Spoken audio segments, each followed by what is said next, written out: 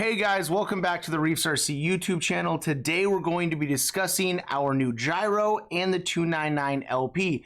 As you know, recently we added the Gyro to our lineup and we had our team driver Josh go through an install video, a setup guide, and also full programming parameters to have it run at optimal performance with our 299 LP. So let's get into that right now. Hello everybody, my name is Josh and you can find me on Instagram at jremick.rc or at Eastbay Sliders. I'm very excited today to introduce to you one awesome new product by Reef'S RC, the Drift Gyro. Yes, that's right, Reef'S RC is getting into drift gyros and these things are freaking sick. I had the pleasure of test driving them prior to production and I can tell you guys right now that this thing is a game changer. So let's get right into it. So as you can see, Reef'S RC actually came out with a few different colors. One that I don't have, which is purple. So obviously we have both the red color and the black color in stock. Me personally today, what we're gonna show is the install of the red because I like red and a lot of my other electronics in my drift car are red as well. All right, so let's get right into it. I'm not gonna go into all the specs of it, so you can find more of their information over at their website, or you can just pause this video and take a look for yourself. But some things to note that are really awesome, which I believe are the weight for sure. So right now these drift gyros only weigh about 4 grams, which is awesome. And another awesome thing to note is that it also provides S-Bus support through Futaba. So I think that's pretty cool. But definitely the killer thing about this is the size. Like if you look at my thumbnail versus the drift gyro, it's like, look at that. Thing is tiny.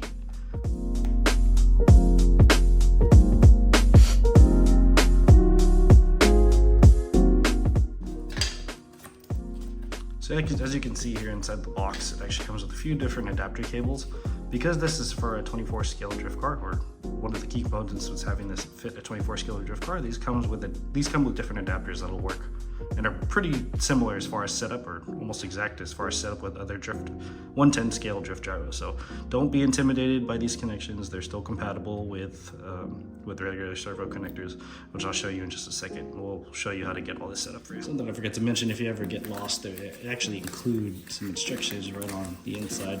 One cable that I did not mention, which over here is mentioned in the remote, or in the manual, is their connection for sandwall servos, which is new to me. I don't really run sandwall, but it comes with the connection, so you can run it to your sandwall servos, and then more details about it right here in the manual, which are included and also available on their website.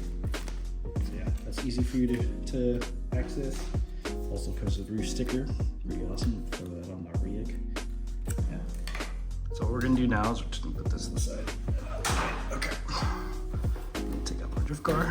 As you can see, I already have the awesome installed Reef'S RC 299 LP. 299 LP is a perfect pair for this drift gyro, which is awesome. Super programmable, super strong, very quick response time.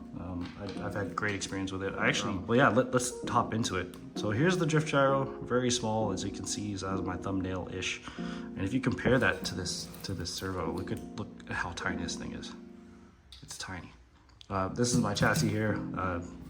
Nothing too crazy. MST RMX 2.5 RS, which with a Fast Factory deck. Shout out to Fast Factory. We're in Hobby Week Electronics XD10 motor, and then it's also powered by Redline, Gen 6 Redline batteries, which is pretty cool. So if we get into it, here is the servo. You're going to be looking at the receiver connection as well as the servo connection. So again, it does come with adapters.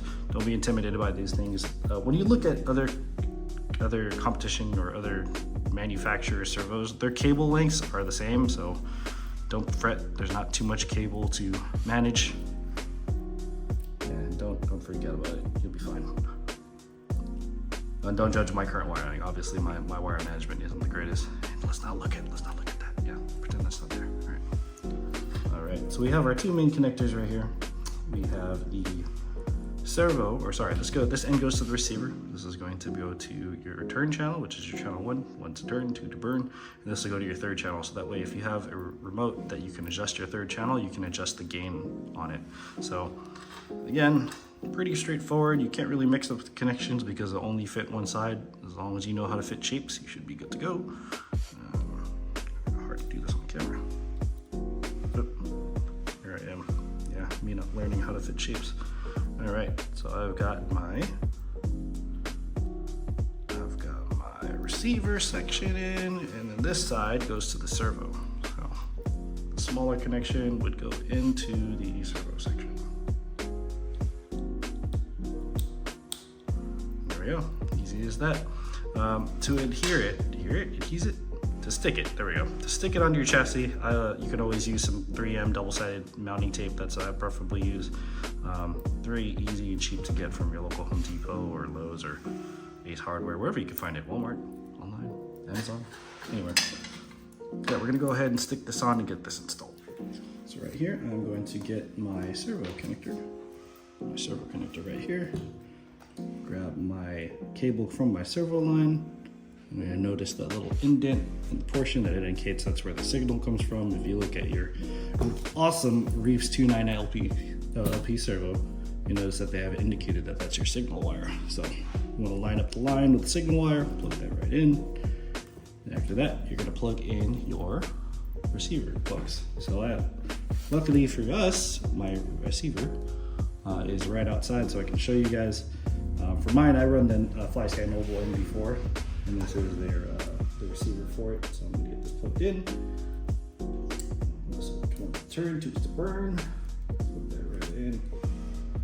Push that right in. Yep. And this would go to my third channel. So again, if you have a 3-channel remote, you can plug that in so you can adjust the gain.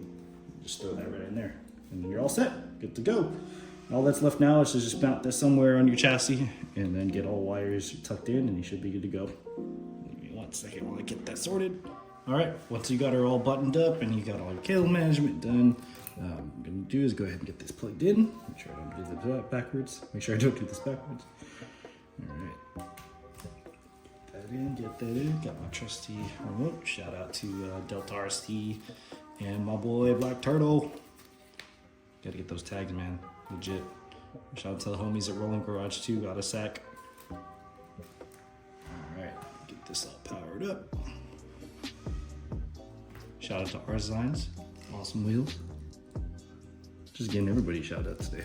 Alright. Got it all powered up. As you can see, you got the solid light means it's on. What we have to do is set our endpoints. So it's actually pretty easy to set your endpoints. Pretty similar to other RC brands as well. So you can grab your trusty 1.5mm. And then what we're gonna do to get this paired is, if you guys can see it, there's a button right down the middle where you can hold. It's marked as RX or SW for switch. And also has a dowel there. For those of you that don't have the 3rd channel, you can actually twist that dowel with a tool that's included in the box as well to adjust the gain of the gyro. So we'll go ahead and get that started. So what we'll do is we'll turn this off again. What I'm going to do is I'm going to take my trusty 1.5, or if you have the tool that comes inside the box, go ahead and hold that switch down. It says, remember, SW for switch. So don't confuse the LED light hole for the switch hole. So it's a black button. Push that down with your little tool, press the power button on, and hold that down until you see it start to blink. You got it there in blinking mode. So this is where you're setting your endpoints. And basically when you set your endpoints, it's pretty much showing the max, or teaching the gyro the max turn angle that you want it to go without over rotating it, or putting too much exertion on your servo pretty much. You're just basically telling your servo, the gyro is basically telling your servo how far it needs to go, or how far it needs to go. So once you have that angle, you're just going to pick an angle, right or left. I'm personally choosing right, so I'm going to go right as far as I can. Got my remote, moving it to the right. Yep, and when I'm happy with it, I'm going to tap it once, hit that same circle button once, see it blink. All right. Now you're going to switch it to the other side. And my max turn angle is about here, right about there. When I'm happy with that, I hit the button again, let it blink. I'm going to let it rest in the middle. You're going to see it blink again, and then it's going to switch on to red, back to that first red. Back to that first red that we saw. As soon as you see that, then you are all set. You're good to go. So what you do is you want to test now. You want to see if you have the gyro set. So notice that if I'm moving to the right, it's turning to the right. If I'm moving to the left, it's adjusting to the left. It's actually opposite. So in order to switch that, now to fix the reverse, or to reverse your gyro, like I said before, if you're moving it one direction and it's moving that same direction, it means your gyro is backwards. So I'm moving it to the right, it's turning to the right. If I'm moving it to the left, it's turning to the left. We want to switch that. So we're going to take our tool, whether that be the tool that comes in the box or your trusty 1.5. You're going to hold that same switch again. You're going to hold it down for 4 seconds. You're going to wait it out until you see it blink. Yep. Blink 4 times. Good to go. All right. Now, if you notice, I'm moving it to my left. It's counter steering itself. That's what the gyro is supposed to do. So I'm moving to the left. I'm moving the car to its right, and it's going to the left. I'm moving the car to its left, and it's going to the right. So that's how you know the gyro is working. Currently, right now, I have mine set. Well, should be set. If you have Noble. I set mine over to like 53-ish%. Again, if you're new to drifting, I would probably set it high and then work your way down. That's always the best way to go if you want to get used to any new gyro, is to work your way high as far as gain and then bring yourself down. Me personally, on the towel that we run here at the pit stop, I run it about 53, 54%. And that just makes it less sensitive, yeah? Notice how I'm still moving it, and it's not moving as fast. Yep, that's basically adjusting the gyro. So yeah, let's take it on the track and see how it rolls. Alright, so now we're going to get into how we're going to program the 299 LP to work great with the drift gyro that we just installed. Alright, here we go. Alright, so to get to the Servo programmer, after you've purchased Reef'S RC's Servo programmer, you want to head to their website, reefsrc.com. After that, you want to head over to their Servo accessories, and then there's a section called Servo programming. It'll take you to the Reef'S USB link. That's what you should have, or what you should have purchased. And towards the bottom, they have a link to download their software. So we're going to go ahead and click that link, get it all downloaded. Follow it here. This USB link allows you to, yep, download that. Make sure it works with your computer. It's only for Windows computers, so keep that in mind. And then we'll get this installed. So it's downloaded. If you come up with this dialog from Windows saying you need to protect your PC, you just click more info and then run anywhere. There it is. This is the Reef'S programmer. So right now I don't have mine plugged in, so let's go ahead and get that plugged in right now. Alright, and basically you're going to plug that right in, and it should say Servo plug-in. Once it says Servo plug-in, that means that everything's reading. You can go ahead and double check that and click read, and it'll automatically read your servo, so it should show your servo. So right now these are my current settings. You can adjust the servo angle, the servo neutral. I typically don't play with those too much.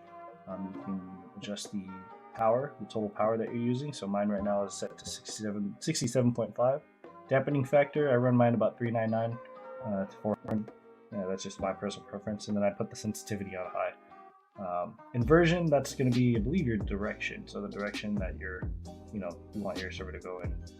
If it's backwards, you can flip it on a remote or flip it through the software, and then overload protect. So overload protection.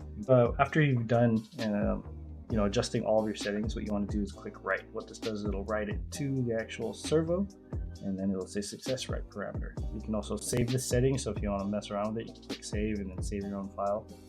So go to your desktop, save whatever you need to save, and just go from there.